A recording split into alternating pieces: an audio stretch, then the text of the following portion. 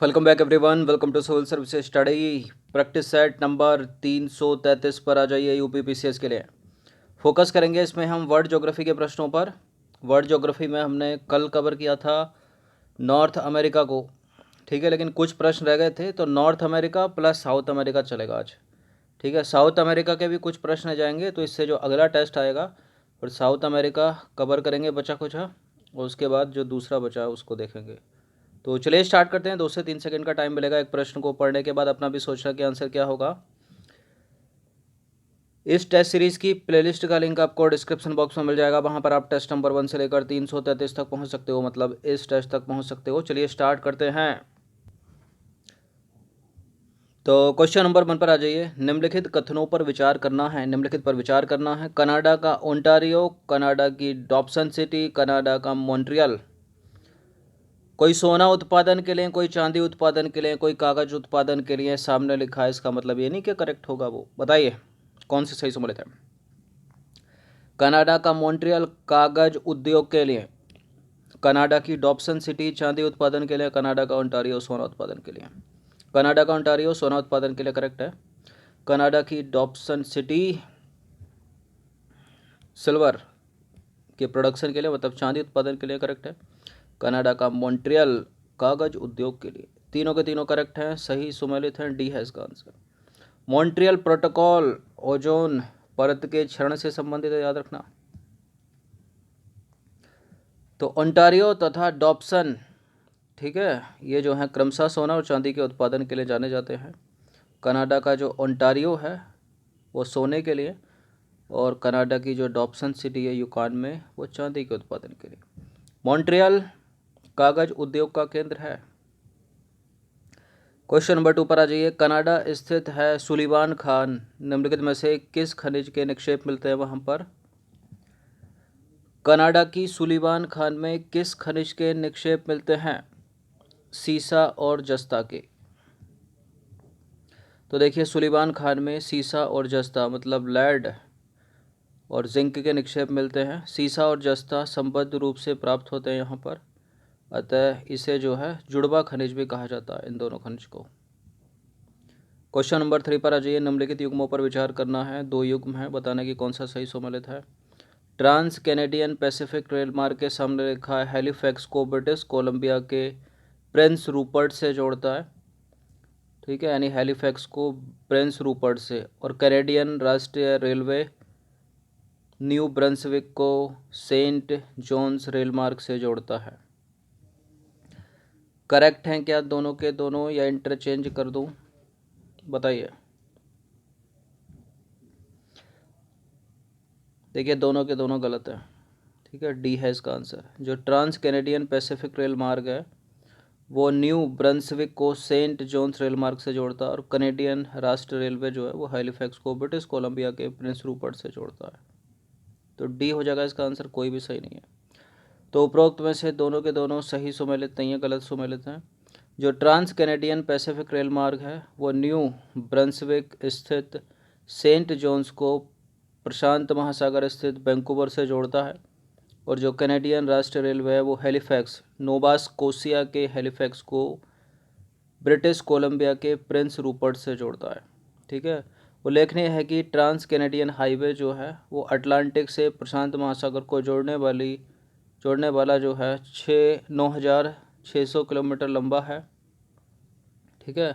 यह great lakes तथा Saint Lawrence के औद्योगिक क्षेत्रों से होकर गुजरता है। ग्रेट लेक्स इंपॉर्टेंट है, कल बताई थी, ठीक है। Superior, Michigan, Hurun, eri, Ontario, ये पश्चिम से पूर्व की ओर सही क्रम है।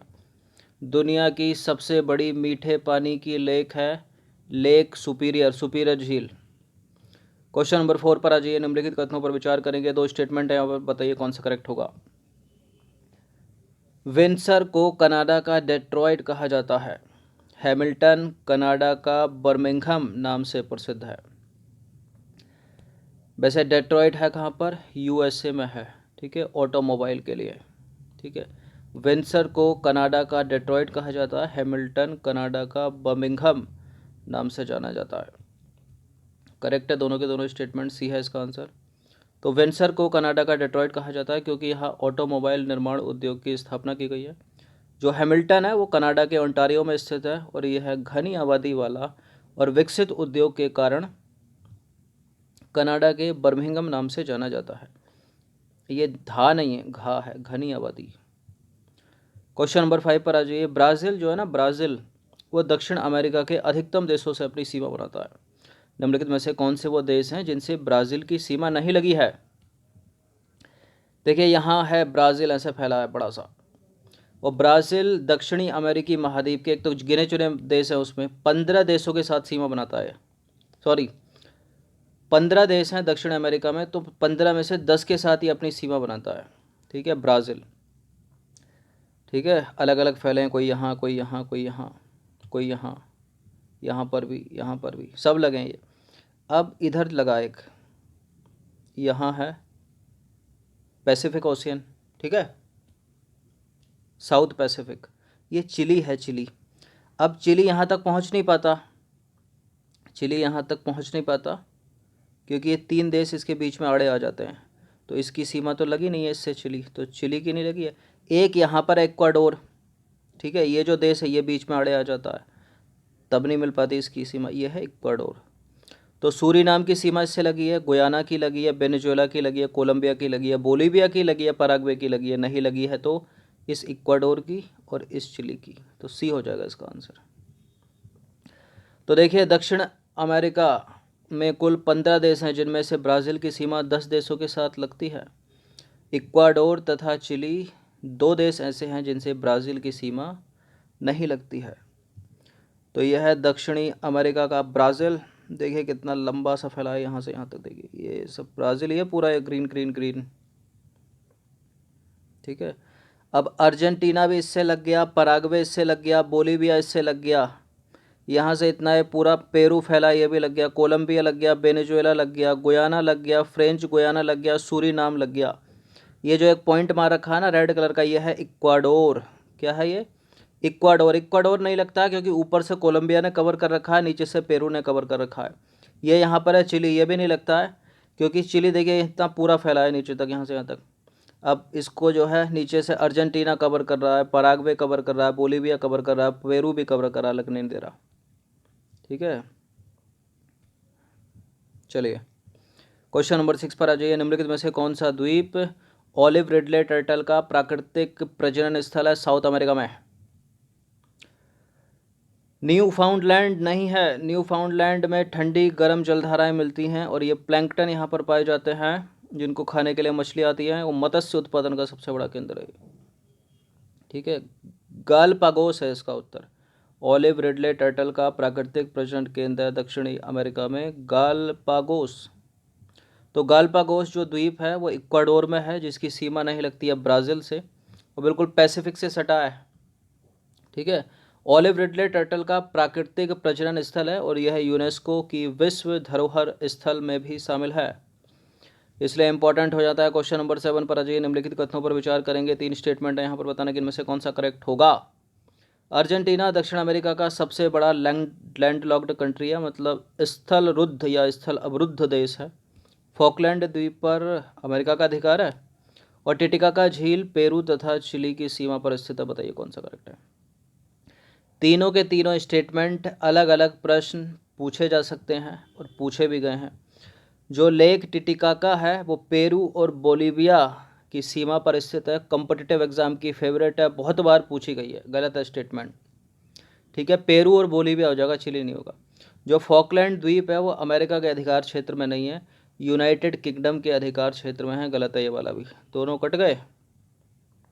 अर्जेंटीना दक्षिणी अमेरिका का सबसे बड़ा स्थल रुद्ध या स्थल अवरुद्ध या लैंड लॉक्ड कंट्री नहीं है। ठीक है, गलत है और पता भी होगा आपको। तीनों के तीनों गलत हो गए कि कौन है दक्षिणी अमेरिका के, 2 ही तो लैंड लॉक्ड है वहाँ पर। तो देखिए बोलीविया जो है दक्षिणी अमेरिका का सबसे बड़ा लैंड लॉक्ड कंट्री है, इसलिए गलत है पहला वाला स्टेटमेंट। लैंड लॉक्ड कंट्री वो होते हैं जिनकी सीमा किसी भी सागर या महासागर से नहीं लगती है और चारों तरफ से दूसरे देश अपने स्थलीय सीमा से उनको घेरे रहते हैं।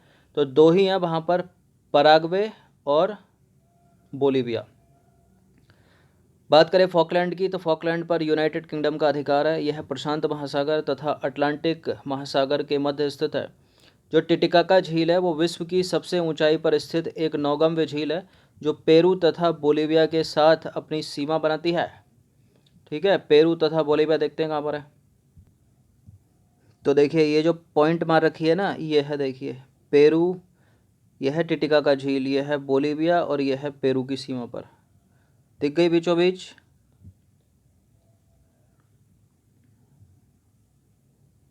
चलिए क्वेश्चन नंबर 8 पर आ जाइए। विश्व के सबसे ऊंचे जलप्रपात एंजल के संदर्भ में कुछ स्टेटमेंट है यहाँ पर। एंजल जलप्रपात कैरो नदी पर स्थित है और कैरो जो है ओरिनिका की सहायक नदी है। एंजल जलप्रपात वेनेजुएला के बोलीवर प्रांत में स्थित है। बिल्कुल ये तीनों के तीनों स्टेटमेंट एग्जैक्ट हैं, करेक्ट हैं, डी है इसका आंसर। तो विश्व का सबसे ऊंचा जलप्रपात है एंजल जलप्रपात, यह है ओरिनिको की सहायक नदी कैरो नदी पर अवस्थित है। इसकी ऊंचाई है 779 मीटर और यह जो है कनाइमा राष्ट्रीय उद्यान जो एक विश्व धरोहर स्थल भी है, ठीक है, उसमें एक पर्वत स्थित है, उस पर्वत का नाम है अयांटेपुई, उस पर्वत पर गिरता है। यह वेनेजुएला के बोलीवर प्रांत में स्थित है। क्वेश्चन नंबर 9 पर आ जाइए। निम्नलिखित युग्मों पर विचार करेंगे। एक तरफ है प्रदेश, उसके सामने है घास भूमियाँ। अमेजन द्रोणी के सामने सेल्वास लिखा है और ओरिनिको नदी द्रोणी के सामने लानोज। उरुग्वे तथा अर्जेंटीना के सामने पंपास का उत्तर पूर्वी क्षेत्र, यानी पेम्पास कहाँ पर पाए जाते हैं? अर्जेंटीना में। करेक्ट ही लग रहा है तो। ओरिनिको नदी द्रोणी, लानोस घास के मैदान, ओरिनिको नदी द्रोणी में, और सेल्वास पाए जाते हैं अमेजन द्रोणी में। ठीक है, सारे के सारे सुमे लेते हैं, डी है इसका आंसर। एंडीज पर्वत उदाहरण है मोड़दार पर्वत का, अवशिष्ट पर्वत का, वलित पर्वत का, या मोड़दार और वलित दोनों का। देखिए एक चीज़ याद रखना, ब्लॉक पर्वत और भ्रंश पर्वत एक ही बात है। ब्लॉक पर्वत या भ्रंश पर्वत, ठीक है, दोनों एक ही हैं वो। वलित पर्वत और मोड़दार पर्वत ये एक ही बात है। तो ए भी हो जाएगा, बी भी हो जाएगा, इसलिए डी है इसका आंसर। तो एंडीज पर्वत जो है मोड़दार या वलित पर्वत का उदाहरण है। ब्लॉक पर्वत को वलित पर्वत मत समझ लेना। ब्लॉक माउंटेन मतलब भ्रंशोत्स, भ्रंश पर्वत। ज्वालामुखी पर्वत अलग, अवशिष्ट अलग। क्वेश्चन नंबर 11 पर आ जाइए। निम्नलिखित कथनों पर विचार करेंगे। दो स्टेटमेंट है यहाँ पर, बताना कि इनमें से कौन सा करेक्ट होगा। ब्राजील पठार पर पाए जाने वाले प्रदेश पंपास घास भूमि प्रदेश कहलाते हैं। यहाँ येर्बो वनस्पति पाई जाती है जिससे पेय पदार्थ का निर्माण किया जाता है। देखिए पेम्पास तो अर्जेंटीना में थी ना, ब्राज़ील में तो कैंपास होते हैं। गलत है पहला वाला स्टेटमेंट, केवल बी सही है। तो देखिए ब्राज़ील पठार पर पाए जाने वाले प्रदेश कैंपोस घास के मैदान कहलाते हैं। ठीक है, यहाँ येर्बो वनस्पति पाई जाती है जिससे पेय पदार्थ का निर्माण किया जाता है। तो पहला गलत है, दूसरा सही है। क्वेश्चन नंबर 12 पर आ जाइए। निम्नलिखित कथनों पर विचार करना है। अमेजन नदी एंडीज पर्वत से निकलकर पेरू तथा ब्राज़ील में प्रवाहित होती है। इसका मुहाना विषुवत रेखा पर अवस्थित है। संसार के सबसे शुष्कतम स्थलों में से एक अरिका दक्षिणी अमेरिका के चिली में स्थित है और चिली की सीमा साउथ पैसिफिक ओशियन से लगी है। बिल्कुल ये करेक्ट हो जाते हैं दोनों के दोनों स्टेटमेंट, सी है इसका आंसर। क्वेश्चन नंबर 13 पर आ जाइए। निम्नलिखित कथनों पर विचार करेंगे। दो स्टेटमेंट है यहाँ पर, बताना कि इनमें से कौन सा करेक्ट होगा। अमेजन दुनिया की सबसे लंबी नदी है और इसका जलग्रहण क्षेत्र विश्व की नदियों की तुलना में सबसे बड़ा है। अगर अमेजन सबसे बड़ी है तो नील नदी कहाँ जाएगी? गलत है पहला वाला स्टेटमेंट, एलिमिनेट करिए। लेकिन इसका जो जलग्रहण क्षेत्र है ना, विश्व की नदियों की तुलना में सबसे बड़ा है, दूसरा वाला करेक्ट है। तो अमेजन दुनिया की दूसरी सबसे बड़ी नदी है, सॉरी लंबी नदी है, पहली है नील नदी। अमेजन का जो जलग्रहण क्षेत्र है वो विश्व की दूसरी नदियों की तुलना में सबसे बड़ा है। केवल दो यहाँ पर करेक्ट है। प्रश्न किसी भी तरह घुमा फिरा कर पूछ सकता है एग्जामिनर। क्वेश्चन नंबर 14 पर आ जाइए। दक्षिणी ब्राज़ील से निकलने वाली तीन नदियों उरुग्वे, पराग्वे और पराना के नदी तंत्र को क्या कहा जाता है? ये मोस्ट इम्पॉर्टेंट प्रश्न है। ठीक है, उरुग्वे, पराग्वे और पराना नदी निकलती हैं दक्षिणी ब्राज़ील से। इन नदी के तंत्र को क्या कहा जाता है? नोबाटा नहीं कहा जाता, आराटा नहीं कहा जाता, प्लाटा कहा जाता है, प्लाटा। तो दक्षिणी ब्राज़ील से निकलने वाली 3 नदियों उरुग्वे, पराग्वे और पराना के नदी तंत्र को सम्मिलित रूप से प्लाटा कहा जाता है। ये रियो डी प्लाटा में गिरती हैं। क्वेश्चन नंबर 15 पर आ जाइए। अंतिम प्रश्न है ये। दक्षिणी अमेरिका के किस देश की राजधानी विश्व की सबसे ऊंचाई पर स्थित राजधानी है? देखिए, प्रश्न कम्युनिटी टैब में भी डाला, लेकिन एक प्रिंटिंग मिस्टेक वहाँ पर हो गई है, उसको डिलीट करना पड़ेगा। वो दक्षिणी अफ्रीका नहीं है, अमेरिका है। ठीक है, दक्षिणी अमेरिका के किस देश की राजधानी विश्व की सबसे ऊंचाई पर स्थित राजधानी है? इक्वाडोर की राजधानी क्विटो। ठीक है, वही इक्वाडोर जो ब्राज़ील के साथ अपनी सीमा नहीं बनाता है। ठीक है, और वही इक्वाडोर जो ओलिव रिडले टर्टल का प्राकृतिक प्रजनन केंद्र है। तो इक्वाडोर की राजधानी क्विटो विश्व की सबसे ऊंचाई पर स्थित राजधानी है। तो 15 प्रश्न थे ये साउथ अमेरिका के। ठीक है, कुछ इसमें उत्तरी अमेरिका भी अभी बचा है, साउथ अमेरिका अगला जो टेस्ट आएगा उसमें कवर कर देंगे। धन्यवाद।